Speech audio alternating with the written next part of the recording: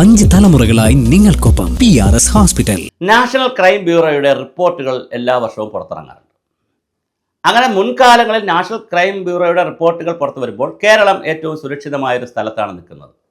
മിക്കവാറും നല്ല സുരക്ഷിതമായ രീതിയിലാണ്, കുറ്റകൃത്യങ്ങൾ കുറവുള്ള, മനുഷ്യർക്ക് കൂടുതൽ സുരക്ഷിതമായി താമസിക്കാൻ പറ്റുന്ന സ്ഥലത്താണ്. പക്ഷേ ഇപ്പോൾ ഈ ഏറ്റവും അവസാനമായി 28 സംസ്ഥാനങ്ങളിലെയും കഥകൾ പുറത്തു വന്നപ്പോൾ നമ്മൾ 10ാം സ്ഥാനത്തേക്ക് പോയി. നമ്മുടെ നഗരങ്ങൾ, അതും കൊച്ചിയില്ല, തിരുവനന്തപുരം ഇല്ല, അത് തന്നെ ഒരു അത്ഭുതമാണ്, എങ്ങനെ അറിയില്ല. 10ാം സ്ഥാനത്ത് കോഴിക്കോട് നഗരം കയറി വന്നിട്ടുണ്ട്. അതിനകത്ത് കൊൽക്കത്ത ഏറ്റവും സുരക്ഷിതമായൊരു നഗരമായിട്ടാണ് പറയുന്നത്. ചെന്നൈ, അതുപോലെ തന്നെ കോയമ്പത്തൂർ, സൂററ്റ്, പൂനെ, മഹാരാഷ്ട്ര, ബാംഗ്ലൂർ, അഹമ്മദാബാദ്, മുംബൈ, അത് കഴിഞ്ഞാണ് കോഴിക്കോട് വന്നിരിക്കുന്നത്.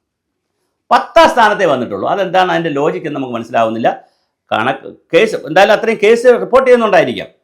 ക്രൈം റെക്കോർഡ് അനുസരിച്ച് സുരക്ഷിതമായ നഗരങ്ങളെന്ന് പറയുന്നത് ഞാൻ ഈ പറഞ്ഞ 10 നഗരങ്ങളാണ് ഏറ്റവും മുൻപിൽ വെച്ചിരിക്കുന്നത്. മഹാരാഷ്ട്രയിലെ പൂനെയൊക്കെ വലിയ സംഘർഷം ഉണ്ടാകുന്ന സ്ഥലങ്ങളായിരുന്നു.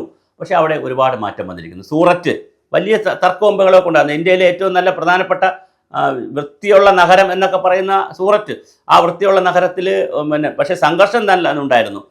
സ്ത്രീകളുടെ, അപ്പോൾ എനിക്ക് തോന്നുന്നു കുട്ടികളുടെ കേസുകൾ, പോക്സോ കേസുകൾ, സ്ത്രീകളുടെ കേസുകൾ, ക്രൈം, കുറ്റം, മോഷണ കേസുകൾ, കൊലപാതക കേസുകൾ, ഇതെല്ലാം വച്ചിട്ടായിരിക്കും ഈ നാഷണൽ ക്രൈം ബ്യൂറോ എന്ന് പറയുന്ന റിപ്പോർട്ട് പുറത്തിറങ്ങുന്നത്. ഇതൊരു സർക്കാരിൻ്റെ റിപ്പോർട്ടാണ്. അങ്ങനെ ഒരു വർഷം അങ്ങനെ സംഭവിച്ചു എന്ന് പറഞ്ഞ് കോഴിക്കോടുള്ളവരെല്ലാം കുഴപ്പക്കാരാണെന്ന്, മോശക്കാരെന്ന്. പക്ഷേ ഇത്തരം സൂചകങ്ങൾ നമുക്ക് തരുമ്പോൾ നമുക്ക് കിട്ടുന്നൊരു ഗുണം, ഇതൊക്കെ നമുക്ക് പഠിക്കാൻ പറ്റും.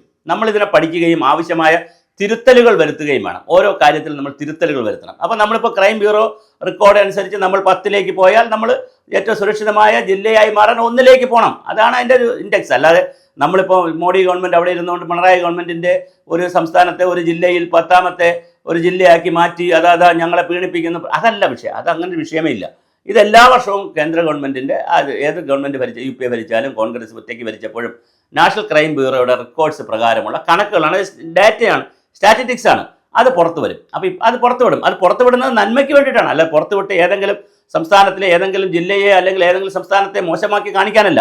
പക്ഷേ അത് കറക്ഷൻ മെഷേഴ്സ് എടുക്കാനാണ്. പ്രത്യേകിച്ച് പോലീസിനും ഭരിക്കുന്നവർക്കൊക്കെ കറക്ഷൻ മെഷേഴ്സ് എടുക്കാനാണ്. അപ്പോൾ നമ്മുടെ കോഴിക്കോടാണ് ഇപ്പോൾ 10ാം സ്ഥാനത്ത് എത്തി നിൽക്കുന്നത്.